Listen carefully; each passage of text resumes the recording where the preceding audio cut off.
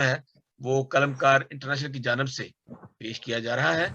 हमारा एक प्रोग्राम है, इसके अंदर हमारा एक और है कि हम गुफ्तगू करते हैं मुख्तलिफ मौज़ूआत पर। आज का जो मौजू हमारा है वो फ़लसफ़ा स्लीप है। तो पहला जो सवाल है, जो हमारा हमारा हम जब बात कर रहे हैं स्लीप के हवाले से, तो स्लीप क्या है? स्लीपी मौत क्या है? और इस मौत को आप कैसे देखते हैं? सबसे पहले तो डॉक्टर साहब आपका शुक्रिया कि आपने मुझे यहाँ पर मौका दिया कि मैं आपके साथ खुदा के कलाम की बातों को शेयर कर सकूं। और इसमें जो सबसे पहला जो सवाल है कि स्लीप क्या है, हम इसी से इसको शुरू करते हैं। स्लीप, इससे पहले कि हम इसको पूरे तौर पर इसकी तफसीर में चले जाएं, इसके मफाहीम में चले जाएं, उससे पहले जरूरी है कि हम इसके ओरिजिनल जो इसका जो लफ्ज इसके लिए इस्तेमाल हुआ है हम उसको देखें। तो यूनानी में जो इसके लिए लफ्ज इस्तेमाल होता है वो है स्टोरोस। स्टोरोस भी कहते हैं, स्टोरोस। स्टोरोस। और जी, और उसके बाद लैटिन में ये बड़ा वर्ड इस्तेमाल हुआ। लैटिन में इसके लिए जो लफ्ज है वो क्रोक्स है। क्रोक्स। क्रॉक्स। क्रोक्स, काफ से क्रोक्स। क्रॉक्स है, क्रॉक्स। क्रॉक्स। और जो यूनानी है मैंने आपको बताया कि स्टोरोस। तो इसका जो मतलब है वो ये है कि ये अगर हम इसको इसके मानी में जाएं, an implement of capital punishment, ये कैपिटल पनिशमेंट की इम्प्लीमेंटेशन है इसके लिए। और जो क्रॉक्स, उसका मतलब है ट्रबल, बहुत ज्यादा मुसीबत देना, यहाँ तक कि मौत वाक़ हो। अब इसकी जो तारीख है वो भी बड़ी जरूरी है। अगर हम पीछे जाएं तो ये एकदम से रोम ने शुरू नहीं की, क्योंकि रोम जो था वो बहुत सारे जो पहले कौमें थी उनके साथ उसका बड़ा गहरा ताल्लुक था। उसमें बाबुल था, उसमें फारस था, उसमें यूनान था। और जो अगर तारीख में जाए तो बाबल जो है वो हमें नजर आता है। बाबल ने ये पनिशमेंट शुरू की और फिर हम देखते हैं कि फिर आगे ही चलता गया और रोम ने फिर ये वहीं से इसको लिया और इसकी पनिशमेंट अदालती तौर पर जो है इसको देना शुरू की कोर्ट में। और अब जब हम इसको देखते हैं कि इसका ताल्लुक यीशु मसीह के साथ क्या है, यीशु मसीह के साथ इसका क्या ताल्लुक है। अगर हम सिर्फ किताब मुकद्दस में तस्वर देखें तो यहूदी जो है वो यहूदी सोचते थे इसके बारे में कि ये कमजोरी की अलामत है। जो बंदा हार गया है वो ऊपर चला गया। और यीशु मसीह को उन्होंने कहा भी कि अगर तू खुदा का बेटा है तो अपने दाई नीचे उतार, अपने नीचे आ जा, नीचे गिरा दे। हाँ जी। नीचे उतारा। और फिर हम देखते हैं कि भी जो यूनानी है वो आपको पता है कि दो चीजों पर बड़ा उनका एक खास फिलॉसफी है, फलसफा है। वो क्या है? एक ये विजडम, वाइज होना, हिकमत, और दूसरा हुकूमत। हिकमत है तो हुकूमत है। ये ग्रीक जो है वो फिलॉसफी है। और ऐसे में जो ग्रीक है, जो यूनानी है, वो इसको बेवकूफी समझते थे, कहते हिकमत की बात नहीं, स्लीप पर चढ़ जाना। यहूदियों के नजदीक कमजोरी और यूनानियों के नजदीक ये बेवकूफी की बात थी। खुदा का कलाम मुकद्दस पालूस रसूल इसको बहुत अच्छे तरीके से बयान करते हैं। ये जो पहला ग्रंथियों है वो पहला चैप्टर, उसकी 18वीं आयत जो वही है, वो बड़ा ही वो ये वाजे कर रही है आपकी बात, बिल्कुल सही। जी बिल्कुल, कि जो है ये हलाक होने वालों के नजदीक तो स्लीप का पैगाम, हलाक होने वालों के नजदीक तो बेवकूफी है, मगर हम निजात पाने वालों के नजदीक ये खुदा की कुदरत है। अब जो खुदा की कुदरत कहाँ से शुरू होती है? सबसे पहला जो लफ्ज है वो है कुर्बानी। अगर कुर्बानी की अंडरस्टैंडिंग क्लियर ना हो तो फिर हमें स्लीप समझ नहीं आ सकती। कुर्बानी कुर्ब पे है, करीब। कुर्बानी देने वाला और लेने वाला, कोई भी ऐसी चीज या कोई भी ऐसा अमल जो किया जाए कि कुर्बानी देने वाला और लेने वाला आपस में करीब आ जाए। और अगर हम देखें इसको ऐती की उसके तनाजुर में, तो जो बर्रा है, भेड़ है, बकरी है, कोई भी कुर्बानी है, वो उसके लिए इस्तेमाल हुई इसके लिए, इंसान के लिए, कि इंसान खुदा के करीब आ जाए। लेकिन अगर हम इसको ग्रीक टेक्स्ट में देखें तो फिर हमें समझ आती है कि जो अटॉनमेंट है वो मुमकिन नहीं है, मुमकिन नहीं है। और अटॉनमेंट जो है अगर हम उसको लुगी माने में जाएं तो एट वन से अटॉनमेंट, जिसका मतलब है बराबर कर देना। बराबर हो नहीं सकता। जैसे हम देखते हैं कि जो दरमियानी है फरिश्ते हैं पैगाम रसां है, वो इंसान से बालातर है, जानवर जो है वो इंसान से कमतर है। तो जरूरी है कि इंसान इंसान के लिए हो, इंसान इंसान के लिए मुमकिन नहीं। ये वो बहुत डिफिकल्ट फिलॉसफी है लोगों के लिए जो इसको नहीं समझ सकते, लेकिन ये मसीहों के लिए ये बड़ी आसान और वाज़ेह होनी चाहिए ताकि उनका ईमान जो है वो पूरे तौर पर उसका इजहार हो और समझ आए कि ये कौन सी चीज पर ईमान रखते हैं। तो मैं इस वीडियो के जरिए मैं एक वीडियो के जरिए एक बात ये करना चाहता हूँ कि हमारे बहुत से खुदा के खादम, हम नहीं कहते कि वो कम पढ़े लिखे हैं, लेकिन ये जो फलसफा सलीब है, मैं इसके ऊपर क्यों ज्यादा जोर दे रहा हूं कि ये फलसफा सलीब अगर हम हर मसीही को और खास तौर पर हमारे हर एक पास्टर को, हर बिशप को समझ आ जाएगी तो वो फिर वो सही रास्ते पर आ जाएंगे, वो सही तालीम देंगे। तालीम देना, बाइबल को बयान कर देना और बात है, लेकिन अगर हम सही समझ कर बयान करें, वो सही उसकी जो सही उसका जो क्या कहते हैं निचोड़ जो है, आप समझ सकते हैं कि मैं क्या कहना चाहता हूं। वो बात अगर आपके अंदर वो आ रही है, आपके अंदर से, आपके कैरेक्टर से, सलीब आपकी जुबानों से नहीं, जुबान से नहीं निकले, बल्कि आपके किरदार से निकले सलीब, आपके वो खुदा यीशु मसीह की तालीम जो है वो आपके कामों से निकले, तो वो फिर जो है वो समझ आती है कि ये वाकई आप खुदा के खादिम हैं, आप ये काम कर रहे हैं। जी सर। तो ये जो सलीब है, ये जैसे मैंने आपको बताया कि ये कुर्बानी है, एक्चुअली कुर्बानी को रिप्रेजेंट कर रही है। जी बिल्कुल। अब इसके लिए ट्रिनिटी की अंडरस्टैंडिंग भी होना बहुत जरूरी है। जब तक सलीब वाज़ेह ना हो तो फिर ये जो सलीब है इसका मकसद हमें समझ नहीं आता। इसमें मैं सिर्फ जो है वो चंद बातें करूंगा ताकि हम इसी टॉपिक पे रहें। तो जो तसलीस है, अगर हम उसकी तरफ आए तो उसमें दो बातों का जानना बहुत जरूरी है, एक जात और एक शख्सियत। एक जात है, जात और शख्सियत, एक शख्सियत। अब जात क्या है? हाँ जी, जात क्या है? जात है साख्त, बनावट। साख्त क्या है? बनावट, या जो है वो आप कह लें कि जिससे कोई चीज बनी हो, साख्त, बनावट या साख्त। अब जो शख्सियत है वो अलग है और जात अलग है। अब जो जैसे इंसान है उसकी बनावट क्या है, उसकी जात क्या है, बीइंग क्या है कि वो रूह बदन जान से बना हो। और उसकी शख्सियत क्या है? शख्सियत की जो पैदाइश है वो थिंक फील एंड प्लान से है। अगर think feel and plan start हो चुका है, इट मींस कि वो जात जो है शख्सियत भी रखता है, थिंक फील एंड प्लान। तो इट मींस कि ये जो जात है और शख्सियत अलग अलग है।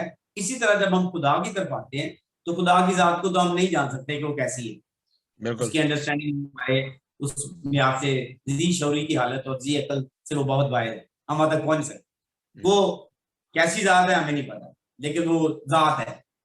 और जो शख्सियत है, थिंक फील एंड प्लान, वो भी मुकम्मल तौर पर मुकम्मल है। अब जात यानी यीशु मसीह ने कहा कि मैं बाप में से निकला हूं तुम्हारे दरमियान है। अगर हम यूहन्ना की जीव 16 बाब 28 में और बहुत सारी और जगह पर भी हमें नजर आता है कि यीशु मसीह ने वाज़ेह तौर पर बताया कलाम मुजस्सम हुआ। इट मींस के जो बाप है उसकी जात में से, इसलिए क्रिश्चियन का बात कहता है कि वो फॉर्म ऑफ गॉड है। वी आर, इंसान जो है वो इमेज ऑफ गॉड है, इंसान इमेज ऑफ गॉड है, और जो यीशु मसीह है वो फॉर्म ऑफ गॉड है। अब सलीब का जो मंसूबा है वो बाप की तरफ से है, बाप की तरफ से है, खुदा का कलाम बयान करता है। और यीशु मसीह ने भी इसलिए जो है वो इस बात का इज़हार किया कि बाप ने मुझे भेजा इसी काम के।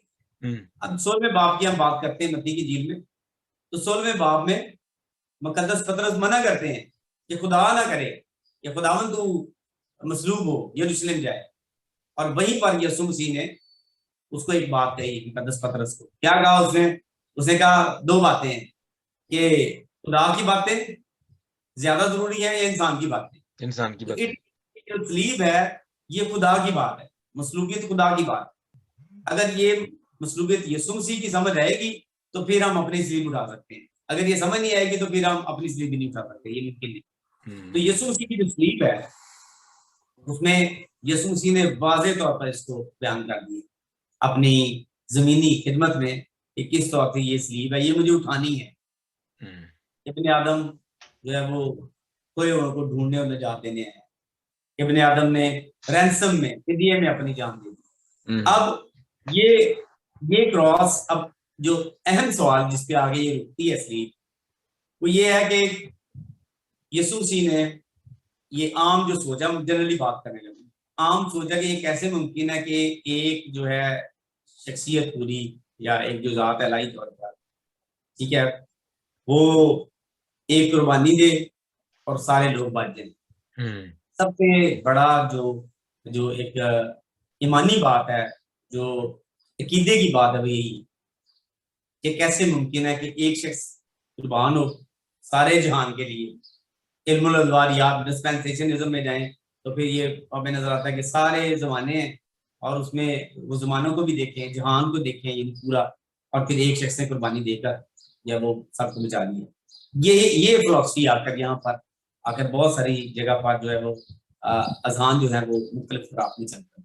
तो यहाँ पर जी जी, तो ये बिल्कुल सही आपकी पसंद। ये एक तो ये है कि कुर्बानी कि आपने जिक्र किया कि कुर्बानी जो है वो एक फिदिया है जो यीशु अल मसीह ने दिया पूरे जहान के लिए, 7 बिलियन लोगों के लिए, ना किसी सिर्फ मसीहों के लिए, बल्कि उनके लिए भी जो ईमान नहीं लाए, उनके लिए भी यीशु अल मसीह ने अपनी जान कुर्बान की। तो अगर हम देखते हैं कि पुराने अहदनामा में इसका जिक्र कहीं मिलता है, अगर हम देखें क्या इसके अंदर जो है वो हमारे जो सुनने वाले हैं उनको आप बता सकेंगे कि इसका जिक्र है पुराने अहदनामा में सलीब का? हाँ जी, इसमें जैसे मिसाल के तौर पे मूसा के उसमें उसके दौर में हमें नजर आता है कि जब जो है सांपों ने काटा इसराइलियों को तो बलि पर जो है वो सांप लटकाया गया।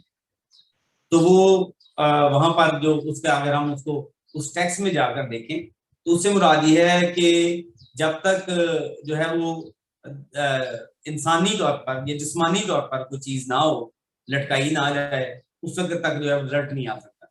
वो उसकी डिटेल काफी सारी है, मैं आगे ये आपके भाई ये बस काफी है, ये काफी है कि जब तक वो फिजिकली, जब तक वो लिटरली, जब को जेन्युइनली कोई चीज वो कोई फिदिया ना दिया जाए तब तक आप नहीं आ सकते। तो ये खुदावंद का प्लान था, खुदावंद का प्लान था कि अपना बेटा मसलूब करना।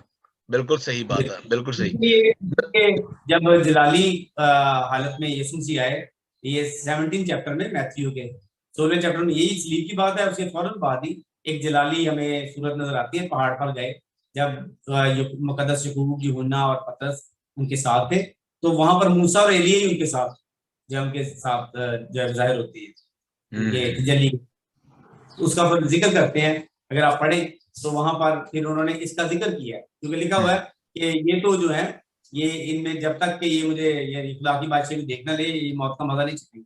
उसके बाद ही 17 चैप्टर स्टार्ट होता है और 17 चैप्टर में पतरस जो है दूसरे पतरस के पहले बाब की 16वीं आयत में इसी बात को खुदावंद मसीह की कुदरत और आमद कहते हैं। और मुकद्दस यूना, आपने उसको बहुत दफा आप बोलते भी हम सब, यूना की इंजील पहला बाब उसकी 14वीं आयत में लिखा है, और हमने उसका ऐसा जलाल देखा जैसे बाप के इकलौते का जलाल। तो ये उससे रिलेटेड है। अच्छा, बस अगले चलते हैं। एक और सवाल है कि आज के दौर में नहीं बल्कि 2000 साल से पहले ये जो फिलॉसफी थी स्लीब का फलसफा गैर कौमों के लिए, ठीक है जी, और उन लोगों के लिए जो ईमान नहीं रखते कि स्लीब पर एक शख्स, एक बरगुज़िदा बेटा अल महबूब कुर्बान होकर सारी दुनिया को बख्श देता है, ये दूसरे मज़हब में डेफिनेटली वो समझ नहीं सकते जब तक वो ईमान नहीं लाते। लेकिन उनके अंदर कुर्बानी का वो जो सारा कॉन्सेप्ट सवर है, लेकिन वो इस बात को मानने के लिए तैयार नहीं है कि यीशु अल मसीह सलीब पर कुर्बान हुए। वो कहते हैं कि किसी कोई और शक्ल, हम शक्ल इंसान जो था वो सलीब पर चढ़ गए और यीशु मसीह आसमान पर उठाए गए। ये मैंने पिछली वीडियो में जिक्र किया था कि ये कम से कम ये तो वो मानते हैं कि वो जिंदा आसमान पर उठाए गए, आज भी जिंदा है, यही काफी है। ये हमारे लिए एक बहुत बड़ी टेस्टिमनी है ये, और ये बड़ी हमारे लिए हौसला अफजाई की बात भी है कि ये लोग तो मानते हैं कि यीशु मसीह जिंदा। लेकिन ये जो फलसफा, उनको कैसे हम समझा सकते हैं एक गैर मसीही को? हाँ जी, अब ये बात आपकी दुरुस्त है कि क्योंकि तसव्वुर, आम जो तसव्वुर है, यानी लोगों की बात कर रहा हूँ, दुनिया में जो तसव्वुर है वो यही है कि ये जो शरई सेटअप है, यानी आप समझ लीजिए अमल, कोई भी अहकाम है, कवानीन है, जी जी जी जी जी। वो हमें एक खास डायरेक्शन पर लेकर चलते हैं। हम्म। ठीक है, हमें जैसे हम यानी किताब मुकद्दस में जो हमें इसकी शरीयत नजर आती है और उसकी इम्प्लीमेंटेशन में 611 कवानीन है, एक बहुत बड़ी सोच है। ठीक है, वो उस सोच पर कायम है दुनिया, ये अगर ना हो जाए। अब यीशु मसीह की जो बात है वो बिल्कुल डिफरेंट है। वो जितनी भी शरीयत है या जितने भी दुनिया के कवानीन है, हम दुनिया की बात कर रहे हैं, कवानीन है, उसकी इम्प्लीमेंटेशन होगी तो फिर उसकी सजा है, सॉरी जजा तो है, ना करें तो ठीक रहेगा काम, वरना उसकी सजा है। अगर उस कानून को ना माना जाए तो फिर उसकी सजा है। लेकिन बाइबल मुकद्दस में जो यीशु मसीह की पर्सनैलिटी है वो इसके बिल्कुल बरक्स बयान देती है। और वो बयान क्या है यीशु मसीह का? यीशु मसीह का जो बयान है, ये यीशु मसीह के जो फरमान है, उनका जो निचोड़ है वो ये है कि हम सोच ही नहीं सकते गुनाह-आलूदा फितरत की तब्दीली की बात, कि गुनाह-आलूदा जो फितरत है, हमारी जो नेचर है, इंसानी जो नेचर है, उसी को ही ये यीशु मसीह की सलीब जो है, यीशु मसीह का कफारा जो है, वो तब्दील कर देता है। अगर उसको कबूल कर लिया जाए तो फिर उसकी नेचर ही तब्दील हो जाती है। फिर उसके बाद ये कानून या चीजें जो है वो बाकी नहीं रह जाती। अगर एक बंदे की सोच ही दुरुस्त नहीं है तो वो जबरन ही है। अगर आप दुनिया के किसी भी मुल्क में रहते हैं तो उसके कवानीन ही आपको डायरेक्शन दे रहे हैं। बिल्कुल सही बात। अगर वो खुद से अंदर से तैयार है, अगर वो खुद अंदर से तैयार है तो फिर उसको कहने की जरूरत नहीं पड़ेगी। बिल्कुल सही बात, बिल्कुल सही। हम जरा मुख्तसर और बात करते हैं ताकि जो है ना वो जब इसको लोग सुने तो कम से कम वो जो पॉइंट है ना वो इसको सादा सादा ले जाए, सादा और मुख्तसर पॉइंट ले जाए। मसीहत में अगर सलीब को निकाल दिया जाए तो इसकी शक्ल कैसी होगी, यानी कि फिर मसीहत कैसी रहेगी? मसीहत फिर आम एक मजहब की तरह होगी। बिल्कुल बिल्कुल सही, थैंक यू सो मच। ये हाँ बिल्कुल, ये जरा मुख्तसर सवाल ये है कि फिर वो मसीहत नहीं होगी, वो कोई और ही, वो हेरेसी होगी, एक वो तो एक बिदअत होगी, वो मसीहत नहीं होगी। बिल्कुल सही। यीशु मसीह ने जब ये सलीब उठा ली तो फिर क्यों कहा, आप ही ने कहा, फिर क्यों कहा कि अपनी सलीब उठाओ और मेरे पीछे हो लो? अब ये जो 3 उन्होंने किए हैं और इसके बाद एपिग्राम का है, जो कि अपनी जान बचाएगा उसको खोएगा और जो कोई उसको खोएगा उसको बचाएगा। एपिग्राम है, हैरानकुन बयान, ये बिल्कुल हैरानकुन बयान, एपिग्राम। तो वहां पर यीशु मसीह ने, अच्छा एक और भी कॉन्सेप्ट क्लियर कर दूं यहाँ पर कि हम यीशु मसीह के दुखों में शामिल नहीं हो सकते। यीशु मसीह की स्लीप आप नहीं उठा सकते। यीशु मसीह के दुख अलग हैं और हमारे दुख अलग हैं। वाह, ये बात अच्छी, बिल्कुल बहुत अच्छी बात ये की आपने जी। क्योंकि अक्सर लोग ये समझते हैं कि हम यीशु मसीह के दुखों में शामिल हो जाए, हम उसके दुखों में शरीक नहीं हो सकते, ये हमारा काम नहीं है। ये भी उसका काम था। उसने यीशु मसीह की वो जो बात है कि खुदा ने दुनिया से ऐसी मोहब्बत रखी कि उसने अपना इकलौता बेटा बख्श दिया ताकि जो भी उस पर तो वो उसके बेटे का काम था, उसने बेटा वहां पर भेज दिया। यानी मैं आपकी आपकी बातों से एक तो ये बात निकली कि हम यीशु मसीह के दुखों में शरीक नहीं होते, बल्कि हम वो फॉलो करते हैं कि यीशु मसीह ने उस क्रॉस पर जो जान कुर्बान की, उस फिलॉसफी को समझने की कोशिश करें। हम वो क्रॉस जो यीशु मसीह ने उठाई वो नहीं उठा सकते, लेकिन हमने अपनी क्रॉस उठानी है, हमने अपनी जिंदगी गुजारनी है। वो क्रॉस मेरे ख्याल के मुताबिक जो यीशु मसीह की स्लीब उठाना, यीशु मसीह ने जो फरमाया कि मेरी मतलब अपनी स्लीब उठाओ, मेरी नहीं, अपनी स्लीब उठा लो और मेरे पीछे हो लो। ये भी दो बातें हैं, carry your cross and follow me. पहले तो खुद ही का इनकार है, हाँ खुद ही का इनकार है। 24वीं आयत है जिसका हम जिक्र कर रहे हैं, ये मत्ती की इंजील उसका 16वां बाब 24वीं आयत है। और उसमें जो है उसमें पहली बात उसने कहा कि जो कोई मेरे पीछे आना चाहता है उसमें सबसे पहली बात अपनी खुदी का इनकार करें, और उसके बाद फिर अपनी स्लीव उठाए और मेरे पीछे बोले, अदरवाइज उसके पीछे जाना बहुत मुश्किल है। तो अब हम अपनी स्लीव की बात करें कि यीशु मसीह की स्लीव की मैंने बात की कि यीशु मसीह की स्लीव उसके दुखों में शामिल नहीं हो सकते, उनको याद कर सकते हैं, याद क्योंकि कर यादगिरी हम कहते हैं दिनों में, जो लैंड और सीजन है हम यादगारी बिल्कुल लाते हैं। सही बात। हाँ जी। अच्छा, इसमें जो आपने बात की, अब अपनी स्लीव की बात है। जी जी अब अपनी जो खुदी का इनकार है वो तो बहुत एक जबरदस्त किस्म की बात है, अपनी खुदी का इनकार। इसमें जो अगर हम देखें तो इसमें यहाँ तक कि अपने आप को जो दुनियावी ख्वाहिशात हैं उनसे रोकना है, और फिर इसको बहुत सारे मैंने इसको 4-5 पॉइंट इसके बनाए हुए हैं, अगर आप कहते हैं तो मैं इसको जी जी जी जी जी जी जी ये आखिरी हमारा पॉइंट है, बस आप इसको की अपने आप को किसी भी चीज से लुत्फानंदोज होने से रोकना, खुदी का इनकार। नंबर 2, किसी चीज को हासिल करने की सोच से रोकना। जी। नंबर 3, अपने आप को गुनाह और फितरत में जाने से रोकना, खुदी का इनकार। और इसमें जो नंबर लास्ट है वो ये है कि खुदा को ऐसा अपना आप दे देना कि अपनी जात का कोई हक बाकी ना रहे। बिल्कुल सही। ठीक है, और उसके बाद है जी अपनी स्लीव उठाना। अब दूसरा पॉइंट है अपनी स्लीव। अपनी स्लीव जो है वो बिल्कुल शर्मसारी के लिए तैयार हो जाए यीशु मसीह के लिए, कोई भी उसके लिए काम करें और हम शर्माए ना, और फिर उसके बाद उसके लिए हम दुख उठाएं और वो दुख हम पर आए और हम उनको बर्दाश्त करें।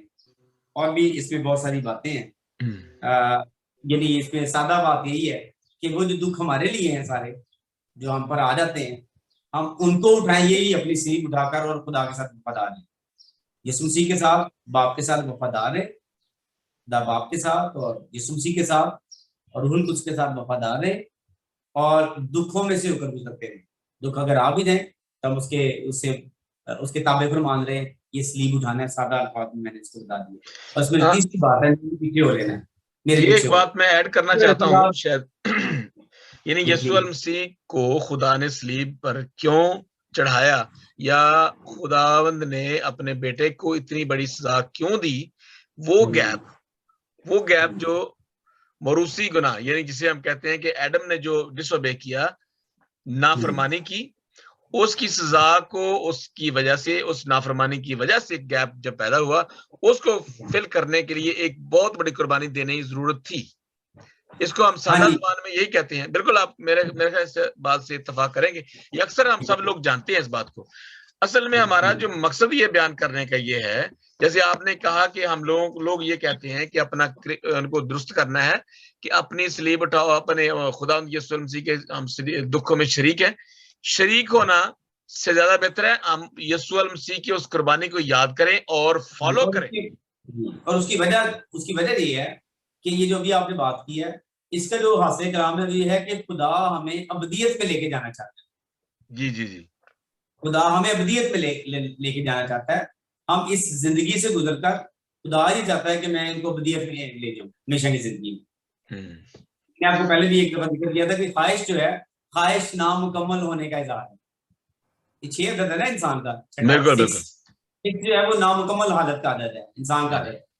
और ये जैसे ही इसके साथ 3 डिजिट आप लगा दें तो फिर ये कंफर्मेशन हो जाती है किसी भी चीज की, नामुकम्मल होने की करीब।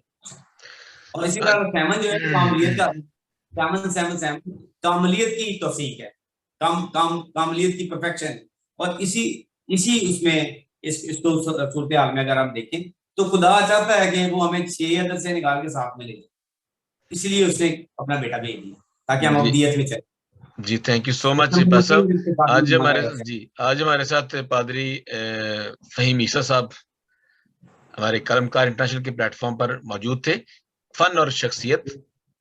और क्योंकि हम बात कर रहे थे फलसफा स्लीब का, और इस बात को समझना बहुत जरूरी है, और फलसफा स्लीब या स्लीब की फिलॉसफी को, इसके सही जो इनर मीनिंग्स हैं, जो सही मतलब है, उसको समझने के लिए ईमान लाना बहुत जरूरी है। अगर हम दूर दूर रहेंगे या ईमान नहीं लाएंगे तो फिर ये नामुमकिन है। तो इसलिए थैंक यू सो मच